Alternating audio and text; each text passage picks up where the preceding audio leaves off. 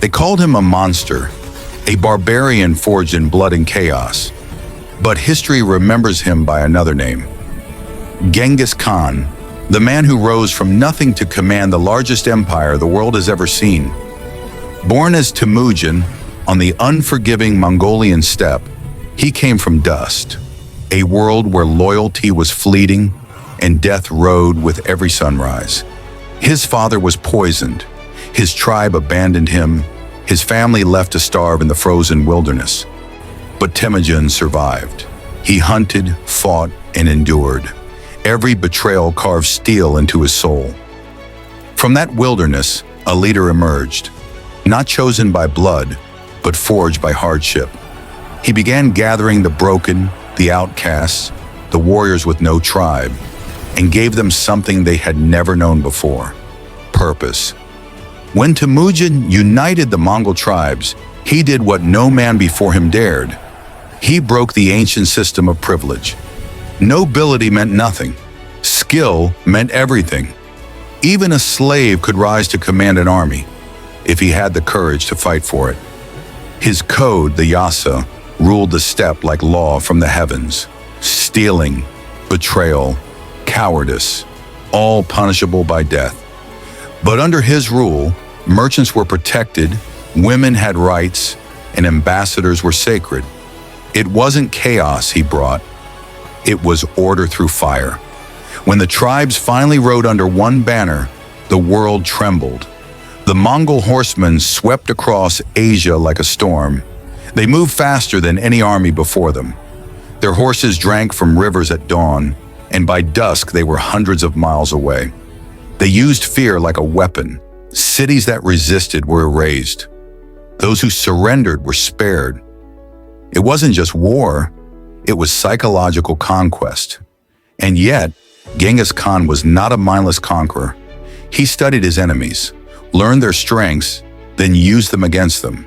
He adopted siege engines from the Chinese, engineers from Persia, and traders from the Silk Road. He was not afraid to learn or to evolve.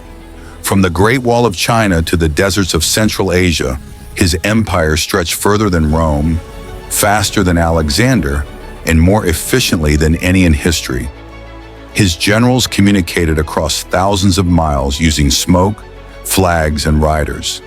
The Mongol network, the Yam system, became the first version of a global postal route. It was the internet of its time, connecting kingdoms, cultures, and continents. But behind his ruthless campaigns lay something deeper, a vision of unity. He believed the world could be ruled by one law, one people under the eternal blue sky. To his followers, he wasn't just a leader, he was a divine instrument of destiny. Of course, legends come with blood. Entire kingdoms were erased, millions perished. His name became a warning, a ghost carried by the wind. But even his enemies could not deny his brilliance. When Genghis Khan struck, the world changed forever. And yet his greatest mystery came not from how he lived, but how he died. No one knows where his tomb lies. His funeral procession killed everyone who saw it, erasing the path from history. They say even the horses that carried his body were slain, their hooves buried to hide the trail, a secret fitting for the man who conquered the earth, yet returned to it in silence. After his death, his sons and grandsons carried his vision forward, expanding the empire from Korea to Eastern Europe. Even centuries later, his bloodline shaped nations and dynasties, from China's Yuan emperors to the rulers of Central Asia. It's said that 1 in every 200 men alive today carries his DNA, a testament to how deeply his shadow lingers. Because Genghis Khan didn't just conquer lands, he reshaped civilization itself. He tore down walls, connected empires, and forced humanity to evolve, faster than it was ready for. To some, he remains the destroyer of worlds. To others, a visionary ahead of his time. But one truth endures above all. He was not just a man, he was a force of nature. And like the wind that bore his name, Genghis Khan left no corner of the world untouched, because in the end, empires crumble, legends fade, but the storm he started still echoes through time.